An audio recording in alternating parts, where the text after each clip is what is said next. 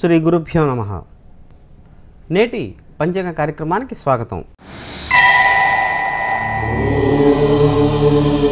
నేటి ఇంగ్లీష్ తేదీ మార్చ్ 29, 2013 సంవత్సరం. నేడు శుక్రవారం. ఫాల్గుణ మాసం బహుళపక్షము విధియ నేటి ఉదయం 10:53 వరకు ఉన్నది. చిత్తా నక్షత్రము నేటి ఉదయం 7:32 వరకు ఉంది. దాని తర్వాత స్వాతి నక్షత్ర ప్రవేశం జరిగి ఈరోజు తెల్లవారుజామున 5:59 వరకు స్వాతి నక్షత్రం ఉండటం జరుగుతుంది. అలాగే వ్యాఘాతం అనే కరణము నేటి ఉదయం 10:57 వరకు ఉన్నది. గరిజ అనే కరణము నేటి ఉదయం 10:53 వరకు. వణిజ అనే కరణము నేటి రాత్రి 9:43 వరకు. అమృత ఘడియలు నేటి రాత్రి 9:45 నుంచి ప్రారంభమై నేటి రాత్రి 11:15 వరకు ఉన్నది. అలాగే దుర్ముహూర్తము నేటి ఉదయం 8:42 నుంచి ప్రారంభమై నేటి ఉదయం 9:30 వరకు. తిరిగి దుర్ముహూర్తము నేటి మధ్యాహ్నం 12:45 నుంచి ప్రారంభమై నేటి మధ్యాహ్నం 1:33 వరకు ఉన్న కాలాన్ని దుర్ముహూర్త కాలంగా చెప్పబడింది. ఇక వర్జము నేటి మధ్యాహ్నం 12:47 నుంచి ప్రారంభమై నేటి మధ్యాహ్నం 2:17 వరకు ఉన్న కాలాన్ని వర్జ్యకాలంగా చెప్పబడింది. ఇది ఈనాటి పంచాంగ వివరాలు. ఇక నేటి నక్షత్రం. నేటి నక్షత్రంలో మనం నేటి ఉదయం 7:33 వరకు ఎవరైతే జన్మిస్తారో వారి యొక్క జన్మ నక్షత్రం చిత్తా అవుతుంది. చిత్తా నక్షత్రం యొక్క 4వ పాదము అంటే తులారాశిలో ఉండటం జరుగుతుంది. ఈ చిత్తా నక్షత్రానికి అధిపతి చూసుకుంటున్నప్పుడు కుజుడు. చిత్తా నక్షత్రం 4వ పాదం తులారాశిలో ఉంటుంది. అంటే 1-2 పాదాలు కన్యారాశిలో, 3-4 పాదాలు తులారాశిలో ఉండటం జరుగుతుంది. ఈ తులారాశిలో ఉన్న ఈ యొక్క చిత్తా నక్షత్రానికి పేపోరారి అంటే 4వ పాదంలో ఎవరైతే జన్మిస్తారో వారి యొక్క జన్మ నక్షత్రం చిత్తా నక్షత్రం 4వ పాదము. అలాగే వారి యొక్క జన్మనామం రీ అనే అక్షరంతో ప్రారంభం కావాలి. అంటే నేటి ఉదయం ఎవరైతే 7:33 వరకు జన్మిస్తారో వారి యొక్క జన్మ నక్షత్రం చిత్తా అవుతుంది. చిత్తా నక్షత్రం యొక్క 4వ పాదానికి హోమశాంతి లేక సామాన్యమైన శాంతి. అందుకే 1, 2, 3 పాదాలు దోషకారిగా ఉంది. కాబట్టి వీలైనంతవరకు 4వ పాదంలో జన్మించిన వారికి కూడా ఆరోగ్యపరమైన జాగ్రత్తలు తప్పనిసరిగా తీసుకోండి. అలాగే నామకరణం రోజున ఈ యొక్క నక్షత్ర ప్రకారంగా మాత్రమే సామాన్యమైన శాంతి చేయించండి. ఇక జన్మజాతకంలో పుట్టిన సమయంలో ఏర్పడిన లగ్నం ప్రకారంగా గ్రహస్థితి ఆధారంగా ఏదైనా సరే బాలారిష్ట దోషాలు కనుక్కుంటే దానికి సంబంధించినందుకు శాంతి ప్రక్రియలు అమలు చేసుకోండి. నేటి ఉదయం 7:33 నుంచి నేటి తెల్లవారుజామున 5:59 వరకు ఉన్న కాలంలో స్వాతి నక్షత్రం జరుగుతూ ఉంటుంది. ఈ స్వాతి నక్షత్రం యొక్క 4 పాదాలు మనకి తులారాశిలో ఉండటం జరుగుతుంది. స్వాతి నక్షత్రానికి అధిపతి రాహు. స్వాతి నక్షత్రంలో అంటే నేటి ఉదయం 8 గంటల నుంచి నేటి తెల్లవారుజామున 5:59 వరకు బాలబాలికలు ఎవరు జన్మించినా, శిశువులు ఎవరు జన్మించినా నక్షత్ర ప్రకారంగా ఎటువంటి దోషము లేదు.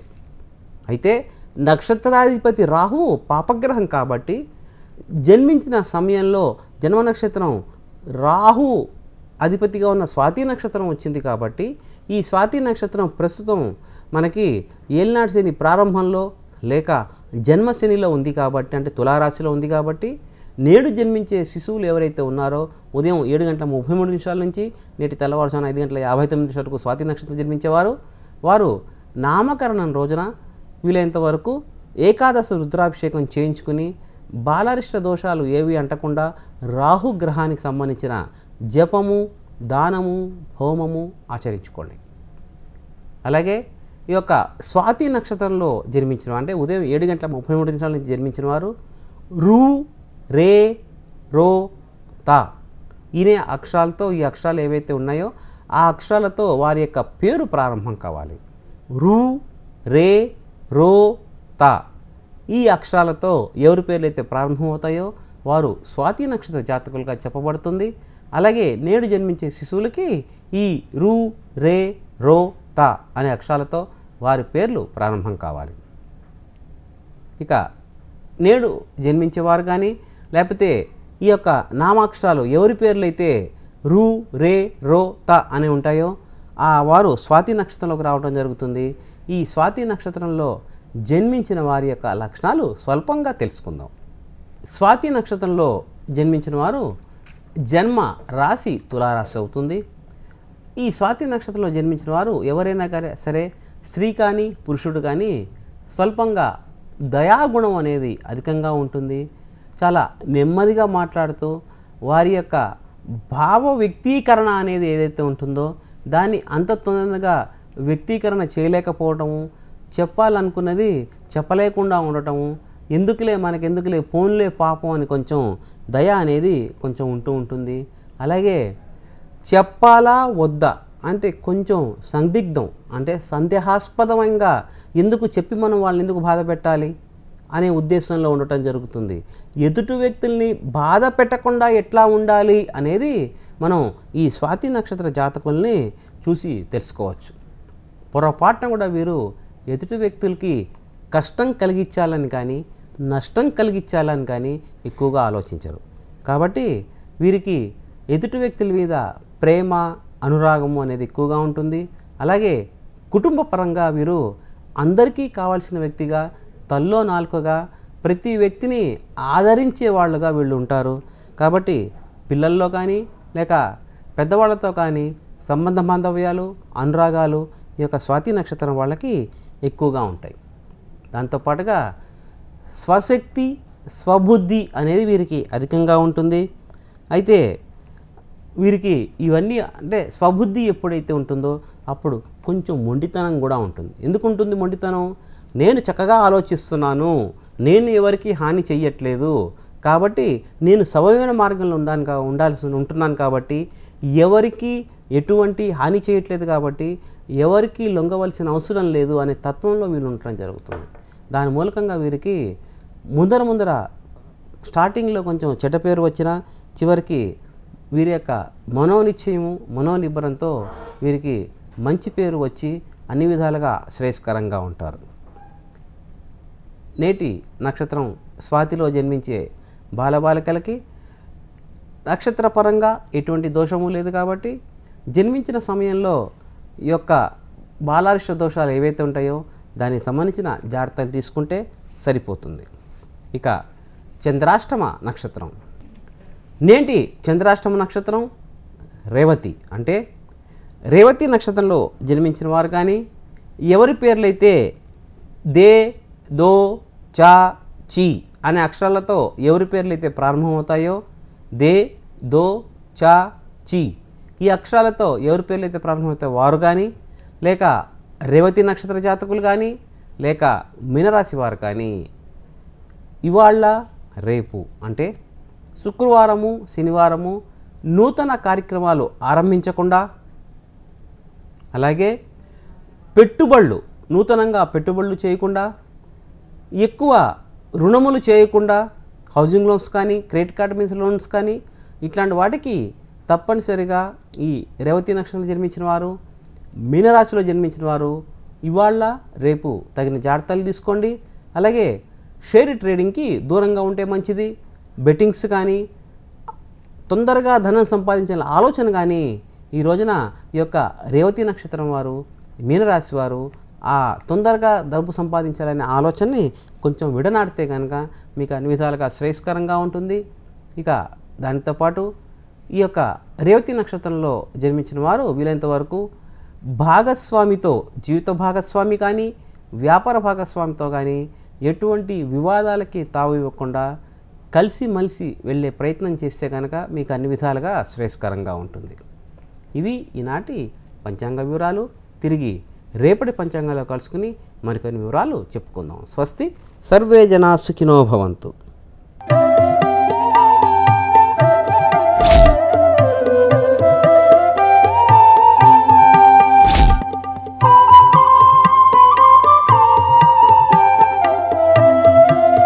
శుక్రుని తాలూకా విశేషణం ఏమిటంటే కళత్రకారకో శుక్ర, భార్యకి భర్తకారకుడు, భర్తకి భార్యాకారకుడు అయినటువంటి ఈ శుక్రుడు మంచి స్థానంలో ఉంటే మంచి ఫలితాలను అందజేస్తారంటంలో ఈ యొక్క విషయాన్ని కూడా మనం గుర్తు చేసుకోవాలి. అదేవిధంగా శుక్రుని తాలూకా స్థితి ఏమిటయ్యా అంటే శ్వేతవర్ణం. ఈ యొక్క మంత్రం ఏ విధంగా ఉంటుందంటే ఓం శుక్రంతే అన్యద్యజతంతే అన్యద్విషరూపే అహనేద్యౌరివాసి విశ్వాహి మాయా అవశిష్పధావో భద్రాతే పోషం నిహరాచరస్తు. ఓం ఇంద్రాణి మాసు నారిషి సుపత్నీమహమస్రవం నహ్యస్యా అపరంచనాచరసామరతే పతి. ఓం ఇంద్రమరుత్వ ఇహ పాహి సోమం యథాచార్యాతే అపి వస్సు తస్య. తవ ప్రణీతే తపసోరశర్మన్నా వివాసంతి కవచస్సు యజ్ఞాః. అధిదేవతా ప్రత్యధిదేవతా సహిత శుక్రగ్రహదేవతాభ్యో నమః. శుక్రుడికి అధిదేవత ఇంద్రాణి, ప్రత్యధిదేవత ఇంద్రమరుత్వము. ఈ విధంగా అధిదేవత ప్రత్యధిదేవత అయినటువంటి శుక్రుడి వర్ణం ఏ విధంగా ఉంటుందయ్యా అంటే, శుక్రగ్రహం శ్వేతవర్ణం శ్వేతగంధం శ్వేతపుష్పం శ్వేతమాల్యాంబరధరం శ్వేతఛత్రధ్వజరథపతాకాతిశోభితం దివ్యరథసమారోఢం మేరం ప్రదక్షిణం కుర్వాణం కిరీటనం సుఖాసీనం పత్నీపుత్రపరివారసమేత గ్రహమండలే ప్రవిష్టమస్మిన్నధకరణే సూర్యగ్రహస్య ప్రాగ్దిగ్భాగే పంచకోణాకారమండలే అధిదేవతా ప్రత్యధిదేవతా సహిత శుక్రగ్రహమావాహయామి స్థాపయామి పూజయామి. ఈ విధంగా వేద పండితుడు తన యొక్క ఈ శాస్త్ర ప్రకారం చెప్పినటువంటి ఈ యొక్క విధానంలో సూర్యునికి ప్రాగ్దిక్ అంటే తూర్పు దిక్కున పంచకోణాకారమైనటువంటి మండలంలో శుక్రుణ్ణి ఆవాహన చేసి పూజాది కార్యక్రమాలు చేస్తారు. వివాహ విషయంలో ఆఖరిగా చాలా లేట్ అయినా సరే, ఆలస్యమైనా సరే, లేదా ఇంట్లో భార్యాభర్తల మధ్య చిన్న చిన్న పొరపాట్ల వల్ల ఎక్కువ కాలం దూరంగా ఉండడం కానీ లేదా ఏదన్నా స్పర్ధలు వచ్చినా సరే ఈ శుక్రుని తాలూకా స్థితి జాతక చక్రంలో తక్కువగా ఉందని చెప్పనంటారు. అలాంటి వారు ఈ శుక్రుడికి నవగ్రహాలయంలో స్వామివారికి బొబ్బర్లతో చేసినటువంటి ఏదన్నా పదార్థం నివేదనగా పెడుతూ ఆ నవగ్రహాలయంలో ఉండేటువంటి శుక్రుని యొక్క ధ్యాన శ్లోకం మంత్రపూర్వకంగా అయితే పంతులు గారిని పెట్టి ఈ యొక్క 20,000 సార్లు సంఖ్య చేయాలి. అదేవిధంగా 20 శుక్రవారాలు స్వామివారికి సేవ చేసుకోవాలి. ఈ విధంగా ఎవరైతే చేసుకుంటారో వారికి శుక్రుని యొక్క అనుగ్రహం వలన భార్యాభర్తల మధ్య ఉండేటువంటి అన్యోన్య దాంపత్య జీవితం అనేది అభివృద్ధి చెందుతూ సకల సుఖాలను అనుభవిస్తారంటంలో సందేహం లేదండి. ఈ విధంగా శుక్రుని యొక్క అనుగ్రహం ఒక కళత్రకారకుడైనటువంటి శుక్రుడనే కాకుండా ఈ శుక్రుని వల్ల ఇంకా అనేక రకాలైన విషయాలు ఉన్నాయి. కాకపోతే భార్యాభర్తలు అనేది జీవితంలో సెకండ్ హాఫ్ లైఫ్ కాబట్టి ఈ లైఫ్ అంతా సుఖ సంతోషాలతో ఉండాలి కాబట్టి ఆ భార్యాభర్తల యొక్క అనుబంధం తాలూకా ఎఫెక్ట్స్ ఏమాత్రం పిల్లల మీద ఉండకూడదు కాబట్టి ఈ శుక్రుని కేవలం ధ్యానం చేసుకున్నందువల్ల శుక్రుని యొక్క అనుగ్రహం వలన చక్కగా ఇరువురి దాంపత్యం చక్కగా ఉంటుందండి.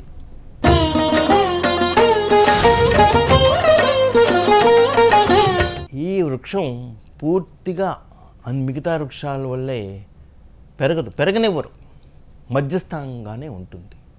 ఇది ఆకులు రాలే వృక్షం.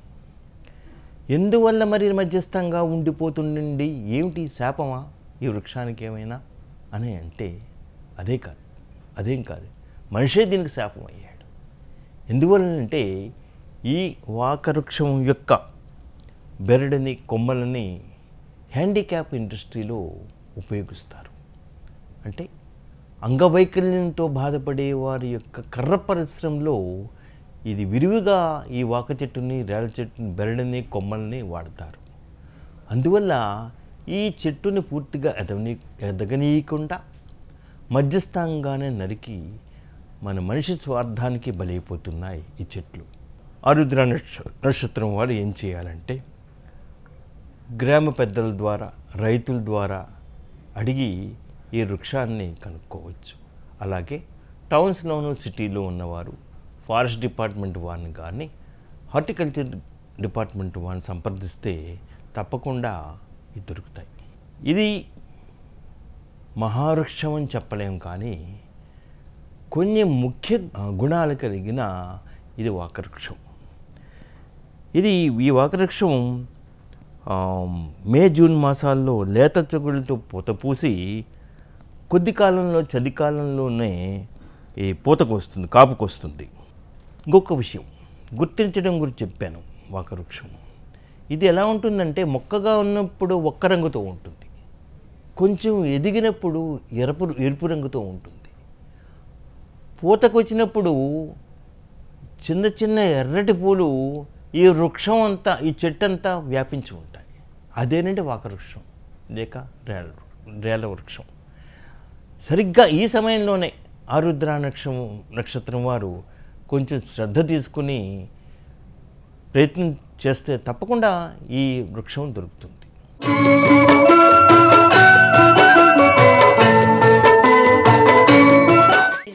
మహమారిగిరాయవు ఆపజలంధర అసుర సంహార సుయశ తుంహార విదిత సంసార.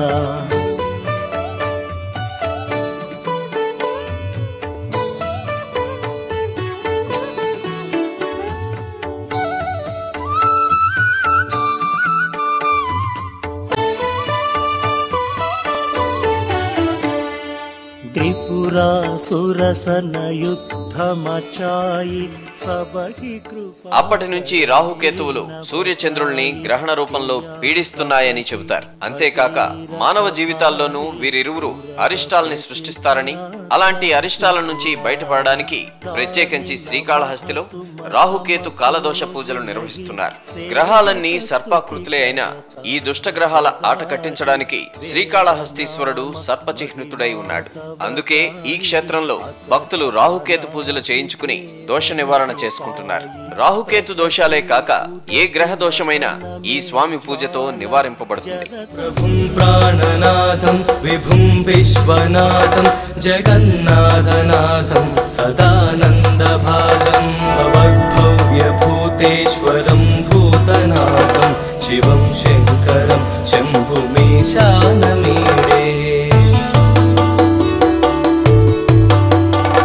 గళేరుండమాలం తనౌ సర్పజాలం మహాకాలకాలం గణేశాదిపాలం. జటాజూట గంగోత్తరంగై విశాలం శివం శంకరం శంభుమీశానమీడే. అనునిత్యం బోళాశంకరునికి పూజలు దేదీప్యమానంగా జరుగుతూ ఉంటాయి. బాలాభిషేకం, కర్పూరాభిషేకం, కాశీ గంగాభిషేకం, రుద్రాభిషేకం, ఇలా ఈ అభిషేక ప్రియుడికి పూజల్ని నిర్వహిస్తూ ఉంటారు. ఆలయ పరిసరాల్లో మొత్తం 36 తీర్థాలు ఉన్నాయి. దేవాలయంలోని పాతాళగంగ, మూకతీర్థంలోని తీర్థాన్ని సేవిస్తే నత్తి మూగ లోపాలు పోయి వాక్చాతుర్యం కలుగుతుందంటారు. ఓం జై శివ.